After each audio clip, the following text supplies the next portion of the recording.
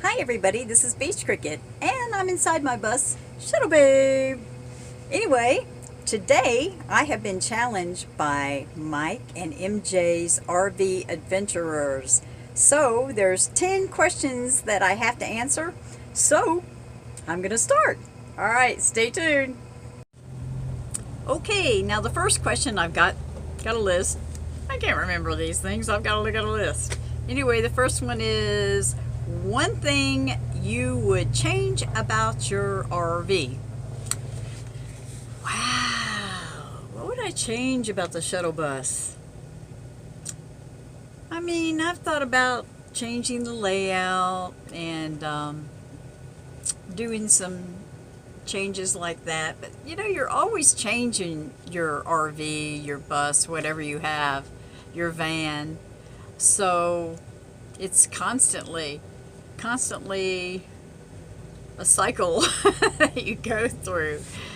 So, but the one thing, if I had to do one thing right now, what would it be?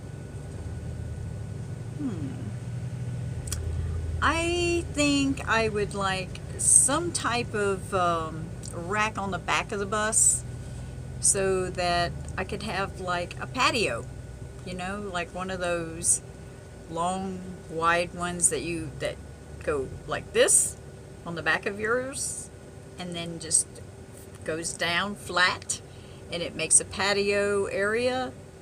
And then I would have it so that it had rails around it so I could open the back door and let the pups be able to come and go as they please out on that patio deck. And if I want to sit out there and watch a sunset, it would be kind of neat. I like that. I've seen where some of the buses, they cut them in the back area and make a patio porch, and it's so cool.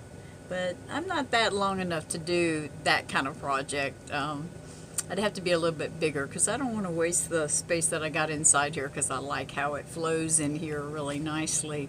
So, yeah, it would be fun to have a back patio deck if I had to have something. Yeah, I think that's really good. Okay, so question number 2. What is the one thing you did not expect when you purchased your RV, bus, van, whatever you have? For me, okay, when I first purchased a van, her name was Cinnamon Girl. A lot of you remember her. When I purchased her, I did a lot of repairs to her before I got out on the road. I did not expect that I would have as many problems as I did, you know. I did have $5,000, you know, when I came out, and I thought, you know, if anything goes wrong, at least I'll have that. But it was just a progressive thing with the van. Of course, you know, it wasn't a brand new van or anything, so, you know, it's just a given that that would happen. But it seemed like I had my hands full because I was constantly making repairs all the time. So I didn't really expect that much in repairs when I first purchased Cinnamon Girl. As far as the bus, Shuttle Babe, it's been very minimal as far as you know, any kind of problems with her. The only thing I did not expect right off the bat with Shuttle Babe was all the different things that I had to do to qualify her, because once the seats are out of a bus, it's considered a conversion. So when that's done, you know, and it varies from state to state, you have to have it retitled, and so I was not aware of that. And so I had to go through a lot to get this bus certified as an RV. You have to make an appointment with the DMV. You have to meet 10 different criteria to be able to, you know, have her titled as an RV. And it was a lot of work, and, you know, I did it and everything, but I guess that would have to be it for the bus that I did not expect. I don't know. I just didn't think it was going to be that quite involved, and it was. But once it was all done, it's great, and I'm very, very pleased with my purchase with Shuttle Babe. But that was just one of those things. It's a learning curve. You learn stuff, you know. Definitely do. Now, question number 3. What was the deciding factor when you purchased your vehicle? Your RV, van, whatever, bus, whatever you got. The deciding factor for me when I bought Cinnamon Girl, the van, was that I wanted a van, I wanted a high top, and it was. And I just felt like the mobility, it was going to be perfect for traveling, and it was, and I was right about that. The deciding factor for Shuttle Babe was the 7.3 liter diesel that I have in her and the Allison transmission. Did my research before, and that was one of the things that came up a lot, was that that the 7.3 can get 1,000,000 miles. It's a good diesel engine, and the Allison transmission is like the Cadillac of that. So that was the deciding factor involving that. Okay, now question number 4. Okay, question number 4 is, what is your favorite camping meal?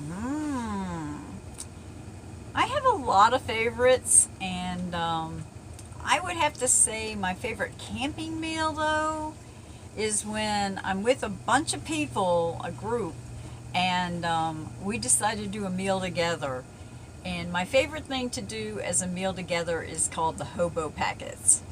And it's simply foil, a heavy-duty foil, and what you do is you put different things in containers, and like all kinds of vegetables, all kinds of meats.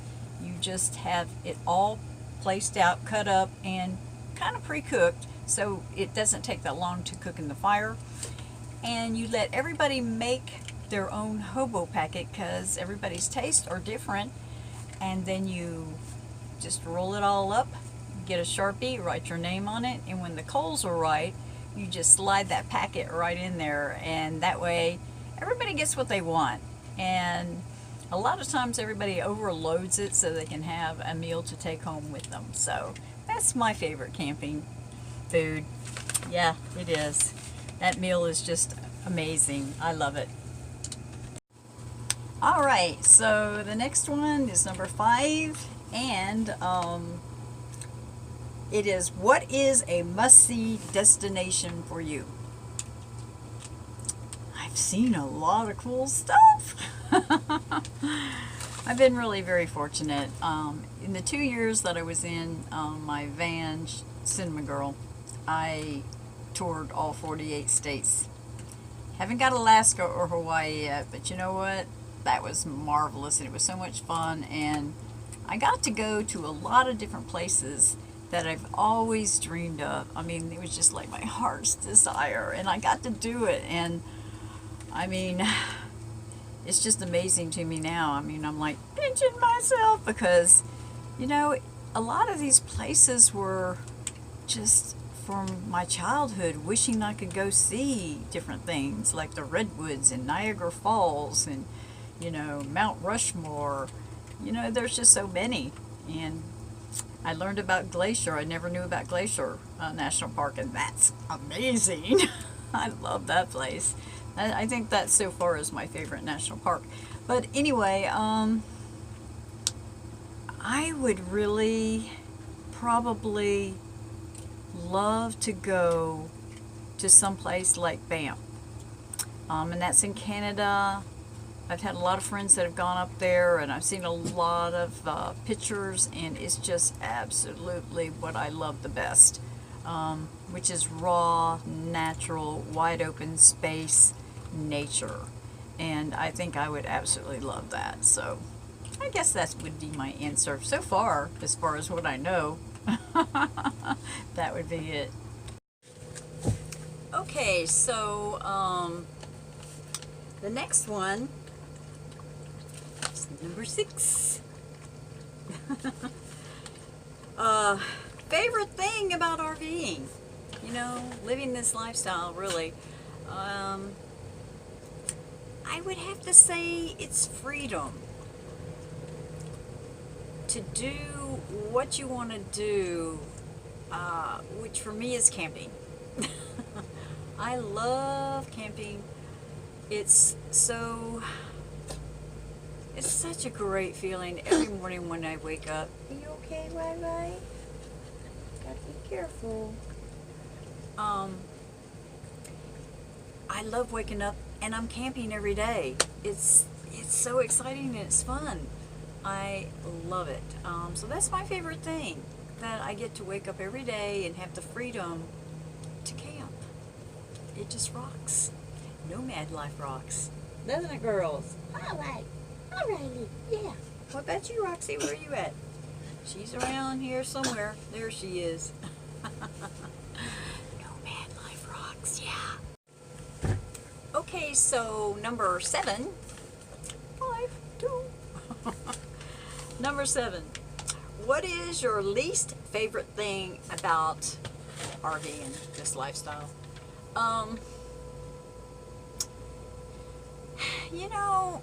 am so grateful that I'm able to do this lifestyle. That's a hard one. I mean, the least favorite thing is when your rig, something goes wrong with your rig. I guess that would be my thing, because it's my home. It's my home on wheels, and you don't want anything to happen to your home. But other than that, I mean, we have chores, we have things to do, we have to go get water, we have to dump, we have to, we have to remove our trash. It's just normal life, for us living this nomadic lifestyle. It's just part of the game, and it's not upsetting to me to have to do that. What I just really love this lifestyle, so it's just got to be that when you break down, it's rough, that's the least favorite thing. So yep, that's gotta be it.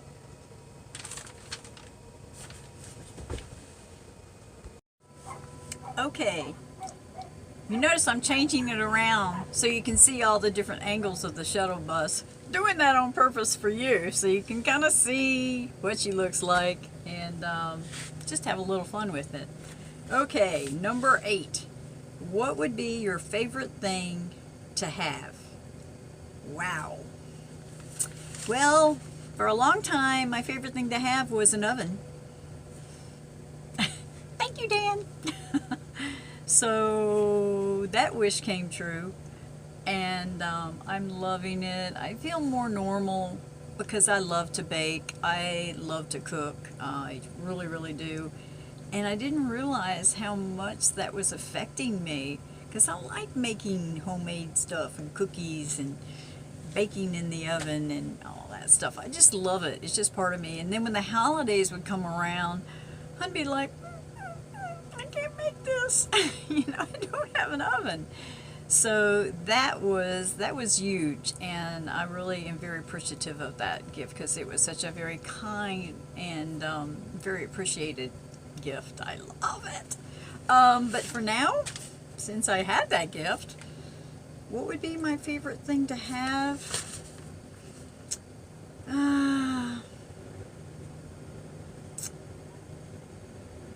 I have peace of mind. I have joy in my heart. I have my spiritual awakening that's always keeping me just glowing and happy. I am so blessed that I can't think of anything. I am so happy for what I have in this lifestyle, and for you guys out there, because you're so kind to me. I have wonderful friendships out here in this lifestyle. I am relaxed. I get to go where I want to go. I can just enjoy me. And so I'm good. I'm really good. I'm very happy. Okay, so now we're at number 9. So favorite adult, that's the key word here, adult. Favorite adult beverage to have at camp. A lot of people that know me and know a lot of the people that I hang out with, we like Fireball. It is a favorite adult beverage that we share together, and we take shots, and I can't even hardly do them anymore, y'all. And now that I'm on keto, you know, the sugar and all that kind of stuff, my favorite beverage pretty much is water. I really have always enjoyed water, and when I want to have an adult beverage, it would be a beer, a cold beer. And I haven't had a beer since I started keto, and now it's been about a couple of months, so I haven't even had a beer. I do like the cold, refreshing taste of a beer, but I'll do it every now and then. The one that I usually like is like 5 carbs, and I try not to go over 40 carbs a day, so I could have one if I wanted one, but these days I'm not craving it, and I'm happy with a cold glass of water, and then I infuse it with different things like pomegranate, lemon, lime, different things like that. And I drink tea a lot, as a lot of you know. I have a whole wall right here, a shoe caddy that is just completely filled with tea. Love tea. This is one of my favorite right here. Vanilla chai. It's a black tea. But anyway, so the adult beverage thing is kind of, it's really not too much of an issue with me anymore. I mean, because I'm liking how I feel not having alcohol. I once in a while do it, you know, around the campfire. I do have a flask. I have a little Arizona flask. This has gin in it.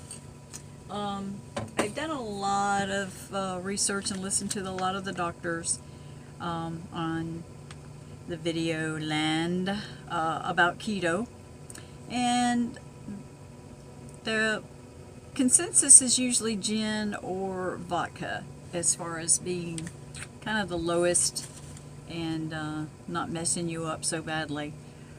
But if you really don't want to worry about that, just drink water. That's what I gotta say. Anyway, I love water. Water is just, I'm always out here walking around, and I usually have 2 containers in my hand, and I'm drinking water. I love it. Okay, there you go. That's my adult beverage today.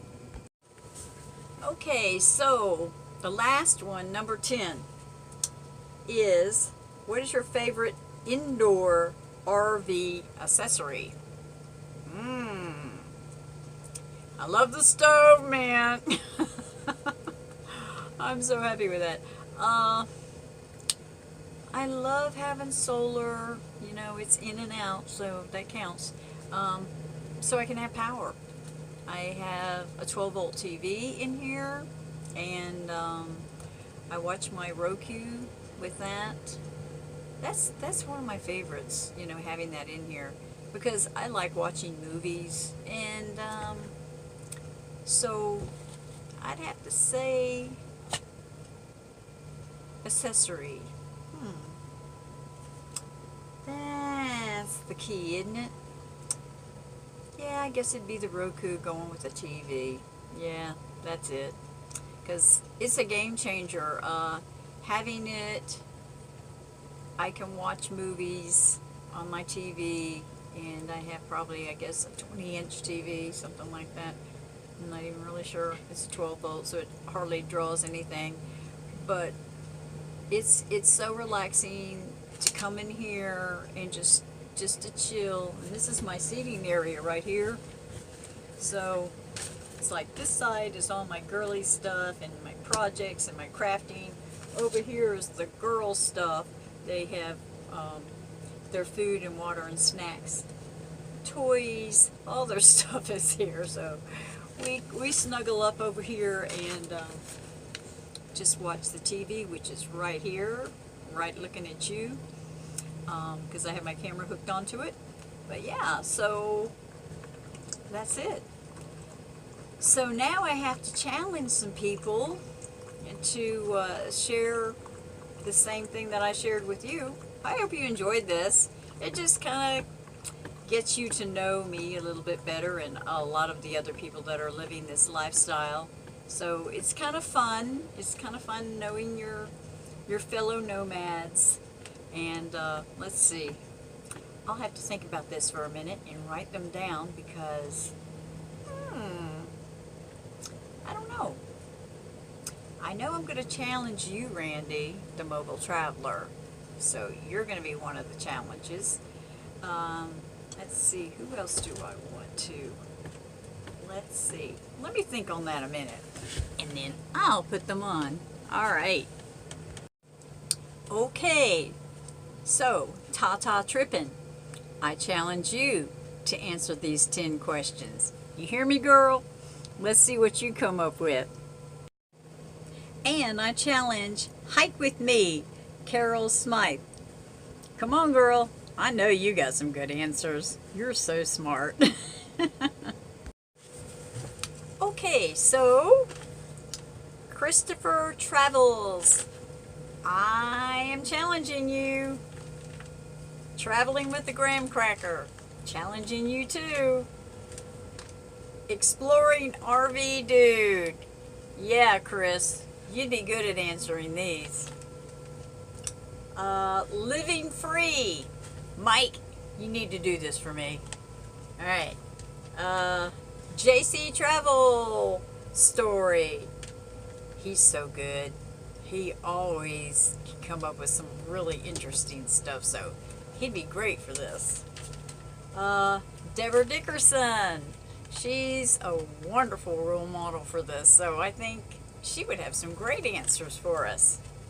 And Irene Van Adventures. Okay, I'm trusting that, well, I'll get the message to you, but I'm trusting that y'all will have an adventuresome spirit and take this challenge. All right, I hope you enjoyed that, everybody. Wake up and live, have your adventures, enjoy your life. Nomad Life rocks. See you guys in the next video. Bye-bye.